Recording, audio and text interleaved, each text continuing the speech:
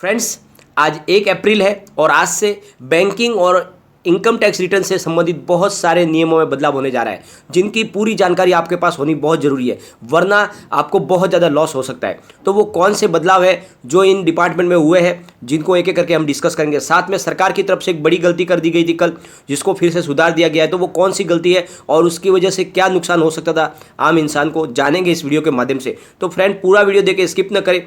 जो भी अब नए बदलाव आने वाले हैं उसके बारे में आप इस वीडियो के माध्यम से अलर्ट रह सकते हैं और आगे उसके हिसाब से आप अपना डिसीजन भी ले सकते हैं। तो पूरा वीडियो देखें फ्रेंड। लेकिन फ्रेंड, उससे पहले अगर आप पहली बार हमारे चैनल पे आए तो चैनल को सब्सक्राइब कर दीजिए, एक बेल आइकन दबा दीजिए ताकि जब भी नया वीडियो बने पहला नोटिफिकेशन आपको मिले। चलो फ्रेंड्स, वीडियो स्टार्ट करते हैं। मैं हूँ आपका दोस्त SB दवे और हमारे अपने चैनल ऑनलाइन कमाई में आपका बहुत बहुत स्वागत है। फ्रेंड्स, कल रात में वित्त मंत्री निर्मला सीतारमण ने घोषणा की थी कि जो भी छोटी बचत योजनाएं हैं उनके ऊपर 1.10 की कटौती की जाएगी, यानी जो भी उनके ऊपर इंटरेस्ट दिया जा रहा है, ब्याज के ऊपर जो इंटरेस्ट मिल रहा है उस पर 1.10 की कटौती कर दी जाएगी। और जैसे ये आदेश आया, लोगों में बहुत ज़्यादा मायूसी छा गई, क्योंकि बहुत सारे लोग छोटी जमा योजनाओं में पैसे लगाते हैं और वहाँ से उनको जो भी इंटरेस्ट मिलता है उनके ऊपर उनकी रोज़मर्रा की ज़िंदगी चलती है। लेकिन सरकार की तरफ से जो निर्णय लिया गया था उसको लेकर सबके चेहरे पे सिकन आ गई थी, लेकिन अब सरकार ने उसको क्लेरिफिकेशन कर दिया गया है। सरकार की तरफ से केंद्र सरकार ने छोटी बचत योजना में ब्याज दर में कटौती का फैसला वापस ले लिया है। वित्त मंत्री निर्मला सीतारमण ने गुरुवार सुबह ट्वीट किया, यह फैसला भूलवश जारी हो गया था और भूल से जारी फैसले में 9 छोटी बचत योजनाओं की ब्याज दरों में 1.10% की कटौती की गई थी। इस फैसले में PPF, सुकन्या समृद्धि योजना, Kisan Vikas Patra, senior citizen saving scheme, national saving certificate, monthly income scheme, time deposit, recurring deposit और बचत खाते में जमा पैसों पर ब्याज दर में कमी कर दी गई थी। अब इन बचत योजनाओं में लाभार्थियों को पहले की तरह ही ब्याज मिलता रहेगा। वित्त मंत्री सीतारमण ने कहा है कि स्मॉल सेविंग स्कीमों पर लागू दरें उसी स्तर पर बरकरार रहेगी जो वित्त वर्ष 2020 से लेकर 21 की आखिरी तिमाही पर थी, और कहा कि उन्होंने कहा कि दरें घटाने के पहले के ऑर्डर को उन्होंने जल्दी वापस ले लिया जाएगा और ये जो फैसला है ये भूलवश हो गया था। सरकार ने 31 मार्च को रात को 9 बजे यानी कल स्मॉल सेविंग स्कीम की ब्याज दरों में कटौती का फैसला लिया था। इसके बाद सुबह ही 8 बजे उन्होंने ये फैसला वापस ले लिया है।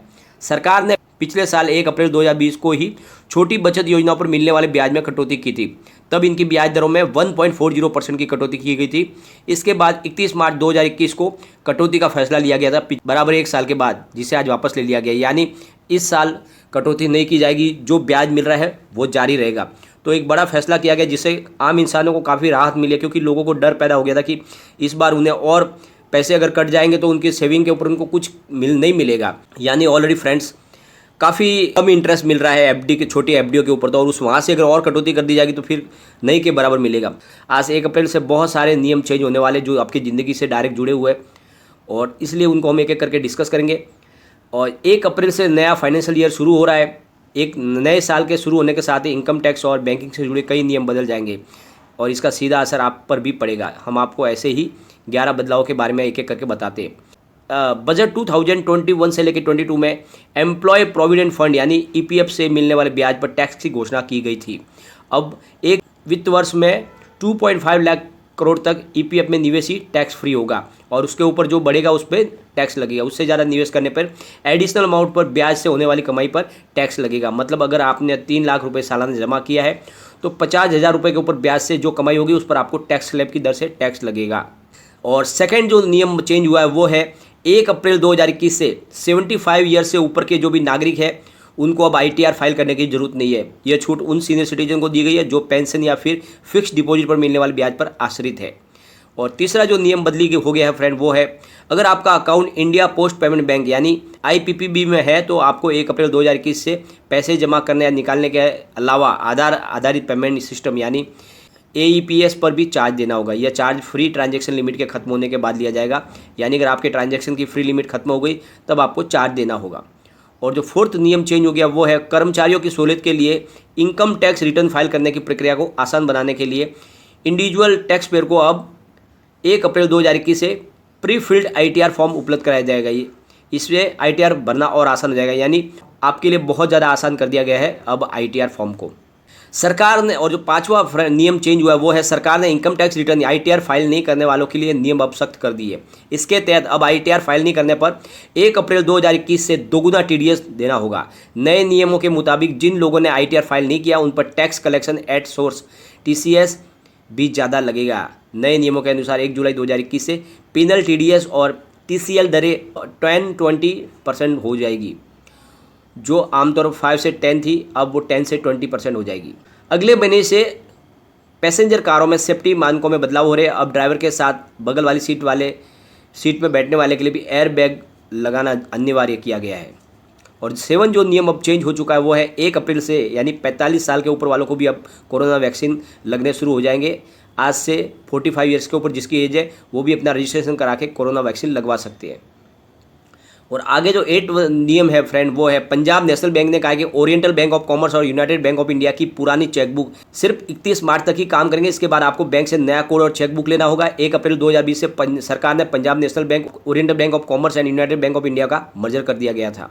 और जो नवा नियम चेंज हुआ वो है 1 अप्रैल से नॉन सैलरीड क्लास के लोग जैसे कि फ्रीलांसर्स, टेक्निकल सपोर्टर्स वगैरह की जेब पर अतिरिक्त टैक्स की मार पड़ने वाली है। तभी ऐसे लोगों को अपनी कमाई से 7.5% विदाउट टीडीएस देना होता था, लेकिन अब इन्हें 10% टीडीएस देना होगा। और 10 नंबर पे जो है नियम, 1 अप्रैल से कई चीज़ें महंगी होने वाली है। गर्मी के पहले इलेक्ट्रॉनिक्स कंपनियां एसी, कूलर, फ्रिज जैसे प्रोडक्ट की कीमत बढ़ा देगी। इसके अलावा अगर आपने स्मार्टफोन, कार, बाइक खरीदने का प्लान बनाया तो 1 अप्रैल से उनके लिए भी ज़्यादा पैसे देने होंगे। इसके अलावा हवाई किराए में भी बढ़ोतरी होने वाली है।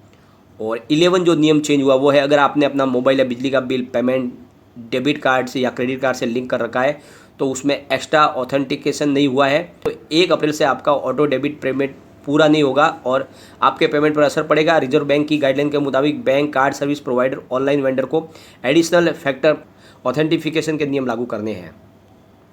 तो ये जो नियम है ये बदलाव हो गए और आपको जानना बहुत ज़्यादा जरूरी है। और फ्रेंड्स, अगर कोई भी और नई जानकारी होगी तो आपके साथ जरूर शेयर करूंगा। लेकिन फ्रेंड्स, अगर आप स्टॉक मार्केट में काम करना चाहते हैं तो आपके पास एक डीमेट और ट्रेडिंग अकाउंट होना चाहिए।